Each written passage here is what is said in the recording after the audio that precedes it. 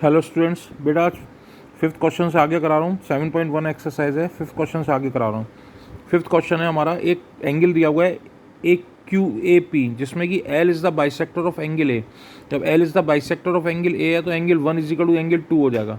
उसके बाद बी से एक परपेंडिकुलर ड्रॉ करा गया है और बी से एक परपेंडिकुलर और ड्रॉ करा गया है। ठीक है, तो ये दोनों एंगल्स 90 के हो गए। अब हमें ये प्रूव करना है कि ए क्यू ए पी बी जो ट्राइंगल है वो ए क्यू बी ट्राइंगल के कॉन्ग्रेंट है। तो सिंपल सा क्वेश्चन है, बहुत इजी सा क्वेश्चन है। दोनों ट्राइंगल को कॉन्ग्रेंट प्रूव करने के लिए 3 पार्ट इक्वल प्रूव करने पड़ेंगे। सबसे पहले एल इज़ द बाइसेक्टर है, तो angle 1 is equal to angle 2 हो गया।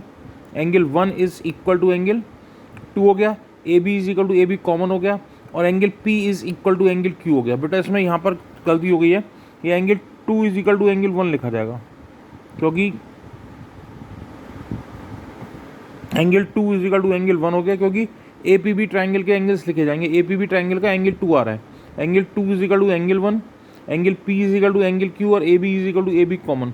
कौन सी कॉन्ग्रुएंसी अप्लाई हो रही है बेटा? ध्यान रखना, कोई भी राइट एंगल ट्राइंगल यदि आ जाएगा तो अब जरूरी नहीं है कि R H S congruency apply होगी। आर एच एस कॉन्ग्रुएंसी तब अप्लाई होगी जब वो दोनों उसमें हाइपोटेन्यूज इक्वल होगी और साइड इक्वल होगी। साइड इसमें कोई भी नहीं है और इन दोनों में 2 एंगल आ रहे हैं, साइड अलग आ रही है, तो ए एस से दोनों ट्राइंगल कॉन्ग्रुएंट हो जाएंगे। इससे B P is equal to B Q हो जाएगा by C P C D से। नेक्स्ट 6 क्वेश्चन थोड़ा ट्रिकी क्वेश्चन है, उसको समझने की कोशिश कर लो। इसमें हमें एक फिगर दी हुई है जिसमें A B is equal to A D है और A C is equal to A E है।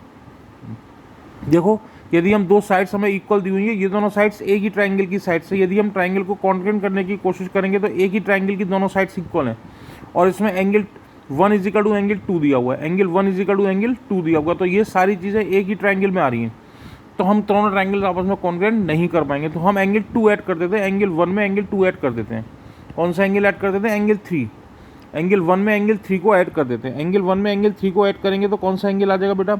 सबसे पहले स्टेटमेंट कैसे लिखा जाएगा, इसका प्रूफ लिखा जाएगा, angle 1 is equal to angle 2, angle 1 is equal to angle 2, adding angle 3 both side. Angle 3 को ऐड करोगे तो 1 + 3 इज इक्वल टू 2 + 3 हो जाएगा। तो 1 + 3 की नेमिंग क्या है? बी ए सी। कौन सा ट्राइंगल हो जाएगा? 1 + 3 बी ए सी हो जाएगा और 2 + 3 कौन सा एंगल हो जाएगा? डी ए ई हो जाएगा। कौन सा एंगल हो जाएगा बेटा? डी ए ई हो जाएगा। क्लियर? तो कौन से ट्राइंगल कॉन्ग्रुएंट हो जाएंगे इसमें? अब इन दोनों ट्राइंगल को कॉन्ग्रुएंट कर लो। कौन कौन से? बी ए सी और डी ए ई ट्राइंगल को कॉन्ग्रुएंट कर लो। मैंने दोनों फिगर अलग अलग बना दी इसीलिए। कौन कौन से ट्राइंगल बेटा कॉन्ग्रुएंट प्रूव करेंगे? बी ए सी और डी ए ई को कॉन्ग्रुएंट प्रूव करेंगे। दोनों की फिगर मैंने अलग अलग बना दिए। देखो निशान लगा लो, जो इजी दिए हुए थे। ए बी किसके इक्वल दी हुई थी? ए डी के निशान लगा लिया। उसके बाद ए सी किसके इक्वल दी हुई थी? ए ई के, तो ए सी और ए ई और बी ए सी और डी ए ई हमने इक्वल प्रूव कर दिए। ठीक है, बी एस सी और E A D A equal prove कर दी। अब ये दोनों ट्राइंगल आपस में कॉन्ग्रुएंट प्रूव हो जाएंगे। एस ए एस से डी बी एस सी और D A triangle, B S C और D A triangle congruent prove हो जाएंगे। कौन सी कॉन्ग्रुएंसी है बेटा? एस ए एस कॉन्ग्रुएंसी, दोनों ट्राइंगल कॉन्ग्रुएंट हो जाएंगे। तो इस फिगर से B C is equal to किसके इक्वल आ जाएगा? तो B C is equal to किसके इक्वल आ जाएगा? डी ई, डी ई के इक्वल हो जाएगा। यही प्रूव करवाया था by C B C D से। नेक्स्ट 7th क्वेश्चन देखो बेटा, ये भी लगभग ऐसा ही है। इसमें पी मिड पॉइंट दिया हुआ है ए बी का, तो A P is equal to B P हो गया। Angle 4 is equal to angle 5 दिया हुआ है। Angle 1 is equal to angle 2 दिया हुआ है। एंगल 3 को मैं दोनों तरफ ऐड कर देता हूँ। Angle 1 is equal to angle 3 दिया हुआ है। Angle 1 is equal to angle 2 दिया हुआ है। Adding angle 3 both side. Angle 3 को यदि मैं दोनों तरफ ऐड करूंगा तो कौन सा एंगल आ जाएगा? 1 + 3 इज इक्वल टू 2 + 3। 1 + 3 का पूरा नेमिंग बोल दो ए पी डी। कौन सा एंगल बन गया? ए पी डी। 2 + 3 का पूरा नाम क्या हो गया? B P E. तो ये दोनों ट्राइंगल्स आपस में इक्वल हो जाएंगे। उसके बाद ए पी डी ट्राइंगल को, बी पी ई ट्राइंगल को मैं कॉन्ग्रुएंट प्रूव कर दे रहा हूँ। कौन कौन से ट्राइंगल? डी ए पी और ई बी पी ट्राइंगल को, दोनों को कॉन्ग्रुएंट प्रूव कर रहा हूँ। इससे क्या आ जाएगा?